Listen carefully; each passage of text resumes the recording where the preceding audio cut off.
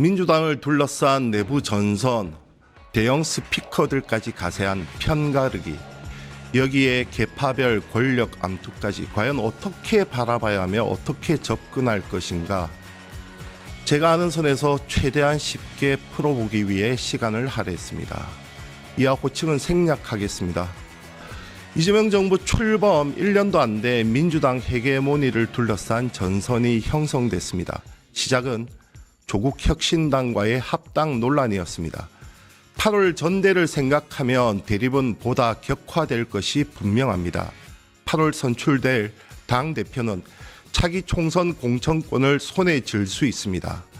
이는 차기 대선에서 유리한 고지를 점하는 것과 같습니다. 공천이 생명줄과도 같은 의원들 속성까지 고려하면 8월 전대는 그야말로 전쟁으로 치달을 수도 있습니다.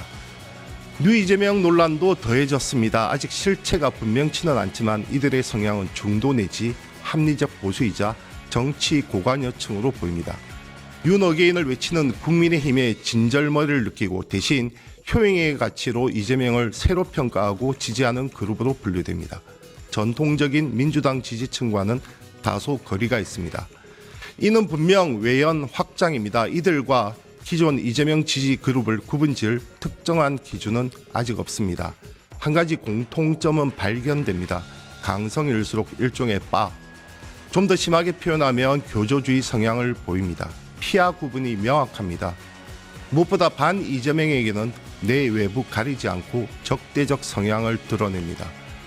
이들을 보며 과거 문파로 불렸던 문재인 추종 세력이 떠오릅니다. 이들은 문재인 집권 초 우리 인이 하고 싶은 대로 다 해 라며 대통령 문재인에게 절대적 지지를 보냈습니다.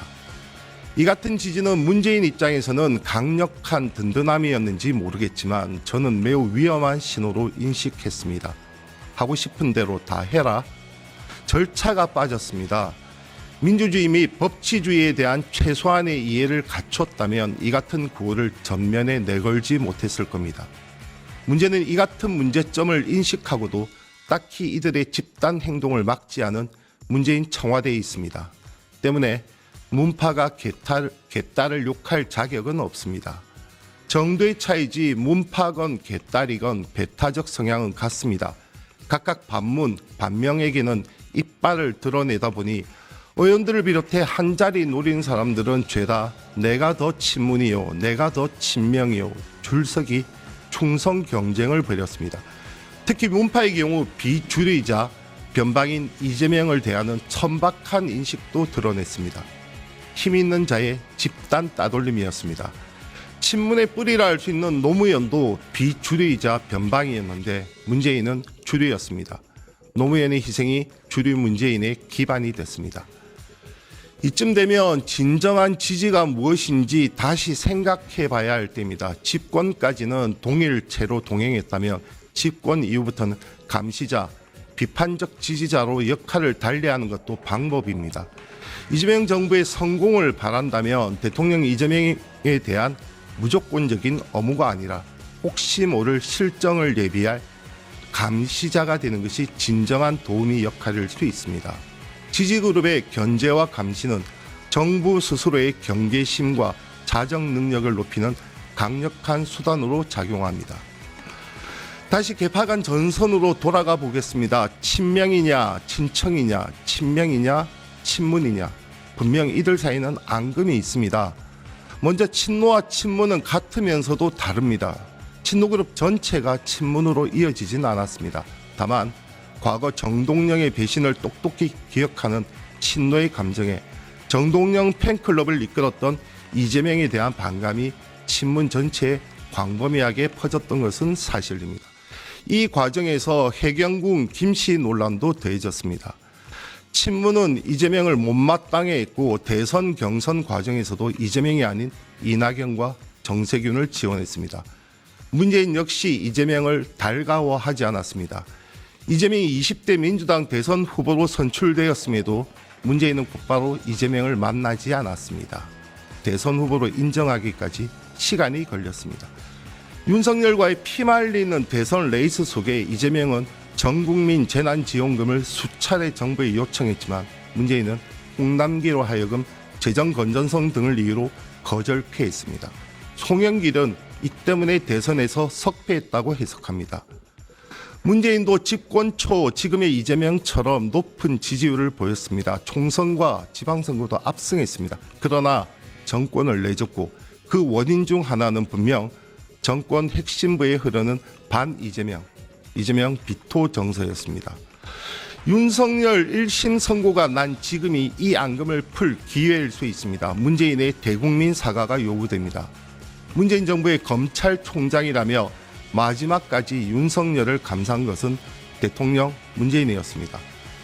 윤석열이 12.3 비상계엄을 통해 위로부터의 내란을 획책했고 아직 1심이지만 법의 심판을 받았다.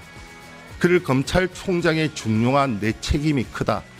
윤석열의 항명으로 시작된 분란도 조기에 정리하지 못했다. 이것은 그가 대통령이 되는 가장 큰 자산이 됐다. 나의 실책이 자칫 이 나라의 민주주의를 크게 퇴행시킬 수 있었다. 뼈저리게 반성한다.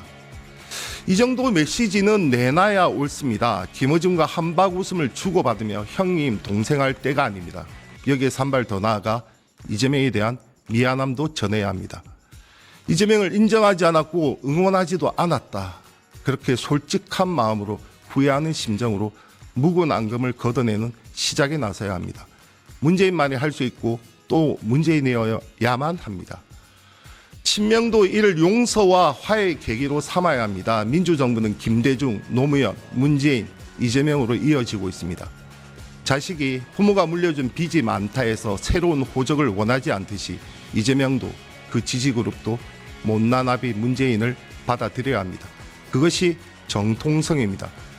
과거 노무현은 DJ가 아들 문제로 집권 말 추락을 거듭함에도 DJ의 자산과 부채를 모두 승계하겠다며 차별화 요구를 거절했습니다. 공은 더욱 발전시키고 과는 반면교사로 삼으면 될 일입니다.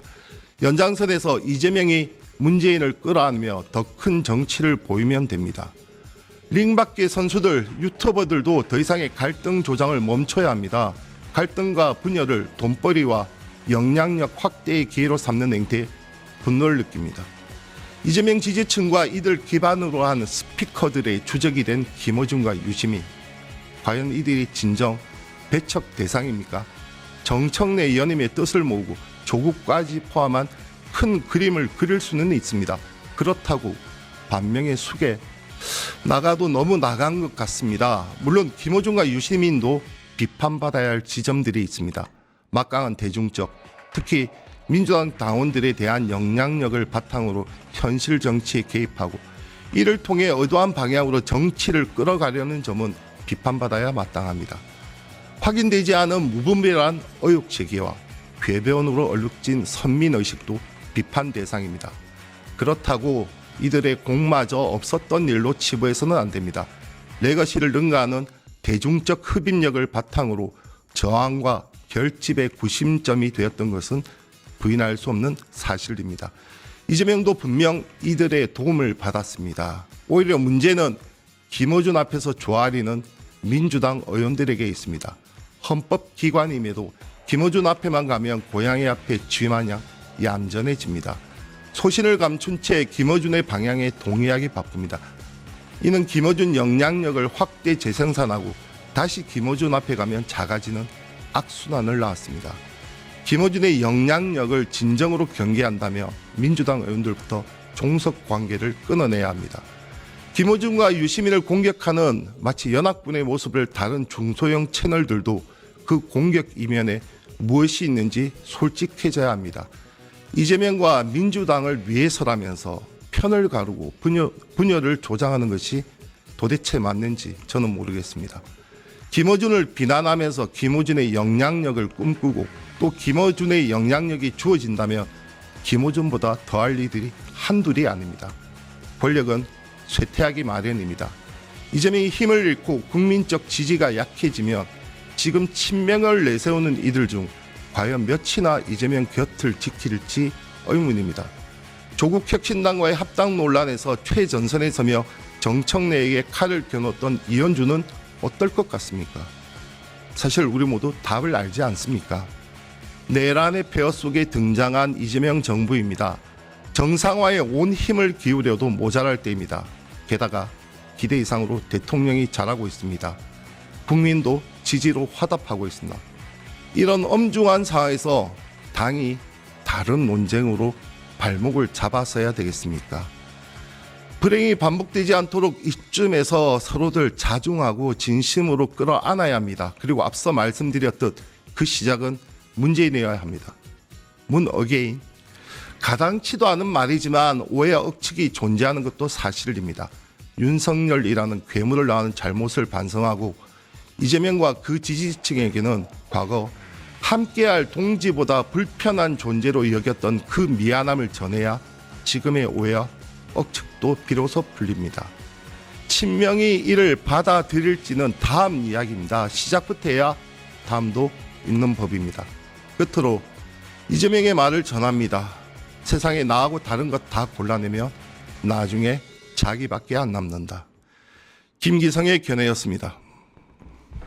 유튜브 구독하고 실시간 채팅과 댓글을 남기시면 매일매일 7,000TTCO를 드립니다.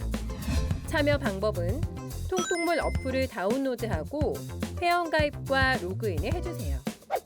마이페이지에서 나의 회원 고유 번호를 복사해주세요.